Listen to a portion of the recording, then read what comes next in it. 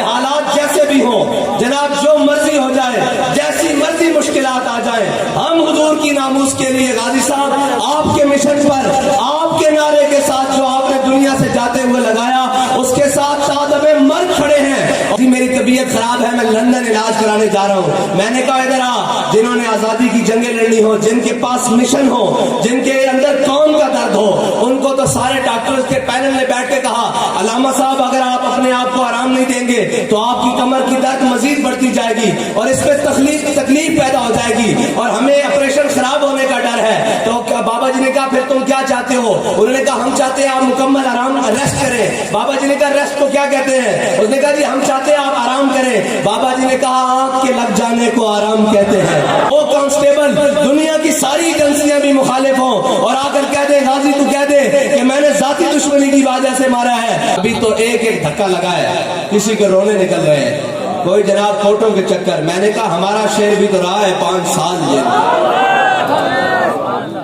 جی 5 سال، اور کسی نے جناب سنا بھی نہیں، بلکہ بعد میں جو تصاویر اور ویڈیوز آئیں ان میں بھی جناب مسکرا کر غازی صاحب کیا کہہ رہے ہیں کہ ممتاز حسین قادری حضور کی ناموس رسالت کے لیے ہمیشہ پرعزم ہے اور ہمیشہ رہے گا۔ یعنی جان دے دی، جان دی، اور کسی ایک حرف سے بھی واپس نہیں لیا۔ یہاں پہ تو جناب دن رات سافٹ ویئر اپڈیٹ ہوتے ہیں، صرف اتنی دیر اٹھانے کی بات ہے، کسی کا سافٹ ویئر اپڈیٹ ہو گیا، کسی کا بات ہو گئی۔ میں نے کہا اقبال نے کیا خوب کہا تھا، جس کا عمل بے غرض ہے اس کی جزا کچھ اور ہے۔ غازی صاحب نے اپنے عمل مبارک سے جب حضور کی ناموس پر پہرا دیا تو پھر غازی صاحب کی جناب ناموس رسالت کے ساتھ ساتھ غازی صاحب کے اس دن جس دن غازی صاحب نے اس ملعون کو واصل جہنم کیا تھا، پھر غازی صاحب کے چاہنے والوں نے غازی صاحب کے بعد بھی شمع نہیں جلنے دی۔ انہوں نے کہا شمع اب حضور کے دین کی جلے گی، شمع اب ناموس رسالت کی جلے گی، شمع اب ختم نبوت کی جلے گی۔ اس دھرتی کے اوپر اب کسی گستاخ رسول کی شمع نہیں جل سکتی۔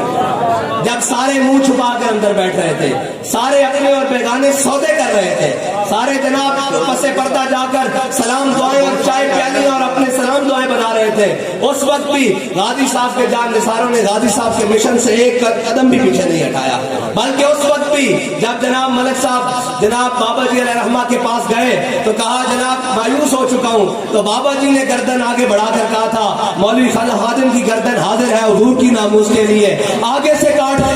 پیچھے سے۔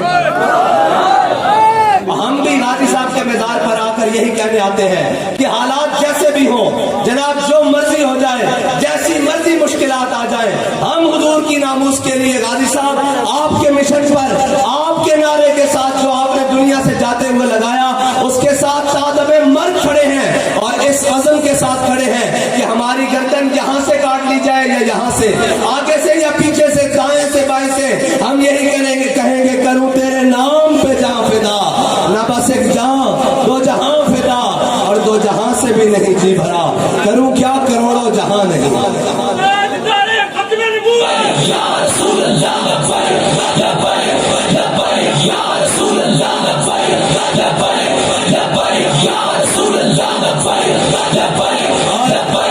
اور شاہ صاحب جس طرف اشارہ کر رہے تھے کہ بعض لوگوں کو صرف ڈاکٹروں نے مشورہ دیا کہ آپ جناب آپ کی طبیعت ٹھیک نہیں ہے تو آپ جناب آرام کریں، تو وہ لوگ جو ملک کے جناب اپنے آپ کو قائد کہتے تھے، سربراہ کہتے تھے، ملک کے 2-3 بار وزیر اعظم منتخب ہونے والے، 3 بار وزیر اعظم منتخب ہونے والے، وہ بھی کہہ رہے ہیں جی میری طبیعت خراب ہے، میں لندن علاج کرانے جا رہا ہوں۔ میں نے کہا ادھر آ، جنہوں نے آزادی کی جنگیں لڑنی ہو، جن کے پاس مشن ہو، جن کے اندر قوم کا درد ہو، ان کو تو سارے ڈاکٹرز کے پینل نے بیٹھ کے کہا علامہ صاحب اگر آپ اپنے آپ کو آرام نہیں دیں گے تو آپ کی کمر کی درد مزید بڑھتی جائے گی اور اس پہ تکلیف پیدا ہو جائے گی اور ہمیں آپریشن خراب ہونے کا ڈر ہے۔ تو بابا جی نے کہا پھر تم کیا چاہتے ہو؟ انہوں نے کہا ہم چاہتے ہیں آپ مکمل آرام ریسٹ کریں۔ بابا جی نے کہا ریسٹ کو کیا کہتے ہیں؟ اس نے کہا جی ہم چاہتے ہیں آپ آرام کریں۔ بابا جی نے کہا آنکھ کے لگ جانے کو آرام کہتے ہیں، آنکھ کے لگ جانے کو آرام کہتے ہیں، جب سے آنکھ لگی ہے مجھے آرام نہیں۔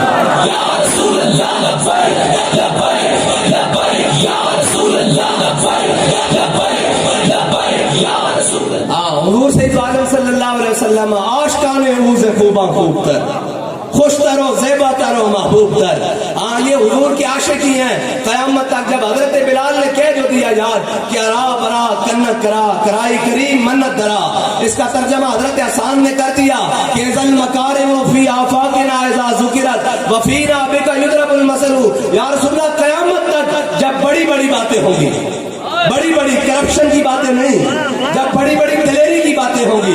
जब बड़ी बड़ी रियासत चलाने की बातें होंगी, जब अदल की बात होगी, जब हुकूमत की बात होगी, जब दलेरी की बात होगी, जब एहसान की बात होगी, जब मुनसिफ की बात होगी, जब सच्चाई की बात होगी, जब सदाकत की बात होगी, या रसूलल्लाह आपकी गुलामत से, आपकी बरकत से आपके गुलामों को क़यामत तक पेश किया जाएगा।